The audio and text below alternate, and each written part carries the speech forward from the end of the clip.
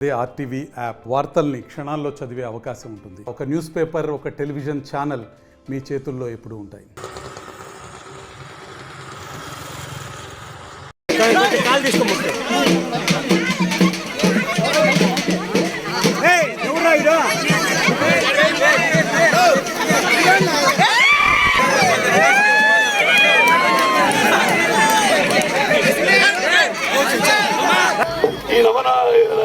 ఈ నవరత్నాల పేరుతో దగా చేస్తాడు, మోసం చేస్తాడు, మీ అందరి నవనాడులను కృంగతీస్తున్నాడు.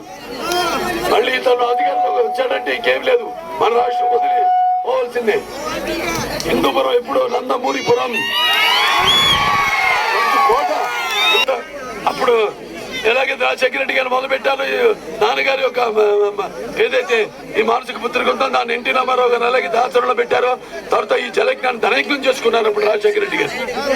ఇప్పుడు జగన్ ఏమో ఇదిగో ఇదే 1600 కోట్ల రూపాయలతో ప్రజల డబ్బుతో ఎక్కడ చూస్తే అక్కడ రాష్ట్రం అంతా ఓటింగ్ నేను సిద్ధం ఉంటా. వాళ్ళతో మన గులికరా వేయించుకోవడానికి లాగా సిద్ధం. అతను రాక్షసత్వం ముదిరిపోయింది, పైశాచికం. అతను పైశాచిక ఆనందం పొందుతున్నాడు. టిట్టుకేళ్లు కట్టించావు కొట్టిపీలో 2800 ఇళ్ళు.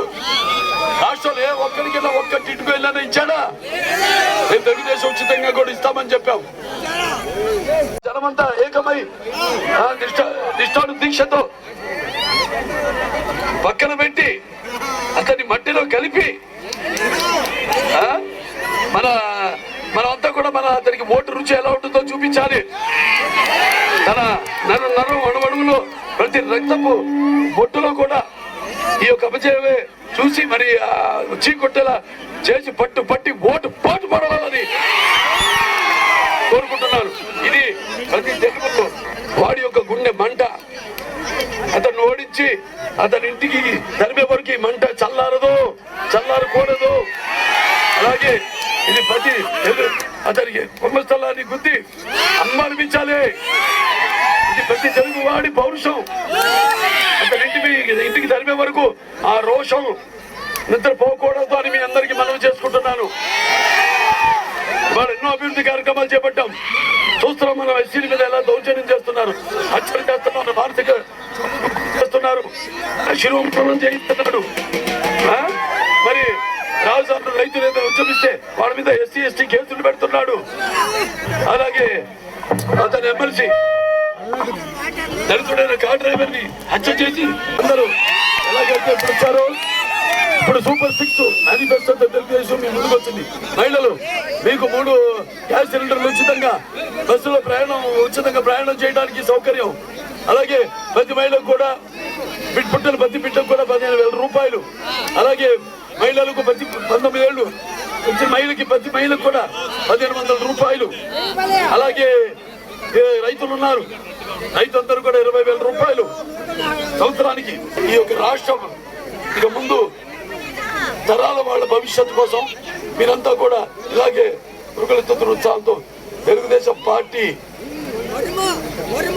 2 ఓట్లు వాళ్ళందరూ వెళ్తాం. జనసైనికులం, తెలుగుదేశం, బీజేపీ. ఈ యొక్క శక్తిని అడ్డుకునే శక్తి ప్రపంచంలో ఎవరికి లేదు. ఈ యొక్క కూటమైనది ఒక నిప్పుల ఉప్పెన, ఈ కూటమైనది ఒక అగ్నిపర్వతం విస్ఫోటన, ఈ కూటమైనది ఒక పాశుపతాస్త్రం. అందరం కలిసాం. నేను ఒంటరి అంటాను, ఎవడో ఉన్నాడో ఒంటరి అతను తల్లి ఇంటి కట్టేశాడు. ఏదో దుష్టం. ఇక్కడ ఇన్ఛార్జ్ మినిస్టర్ ఉన్నాడు, ఏది పెద్దిరెడ్డి రామచంద్ర రెడ్డి.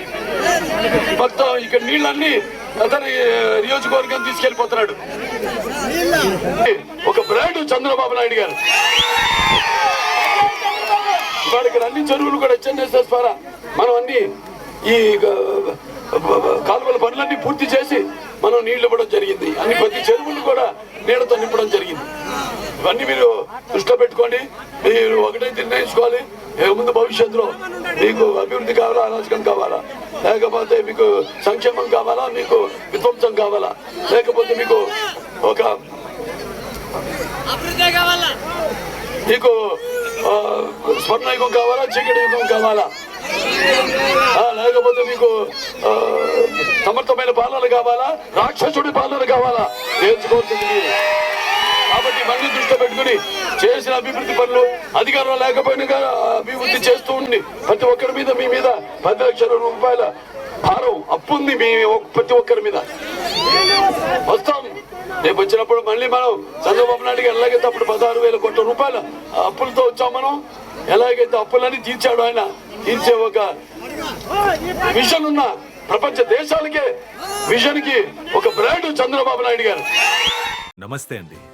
ఇది వ్యాపారం గురించి కాదు, ఓటు గురించి. ఎన్నికల్లో ఓటు వేయడం మన హక్కు మాత్రమే కాదు, కర్తవ్యం. ఎంతో మంది మహా నేతలు శ్రమించి ప్రాణత్యాగం చేసి ఈ అవకాశాన్ని మనకిప్పించారు. అందరూ ఓటు వేద్దాం. ఎందుకంటే ఓటు హక్కు ఊరికే రాదు. నా ఓటు ఎవరికో తెలుసా? అది సీక్రెట్ అండి.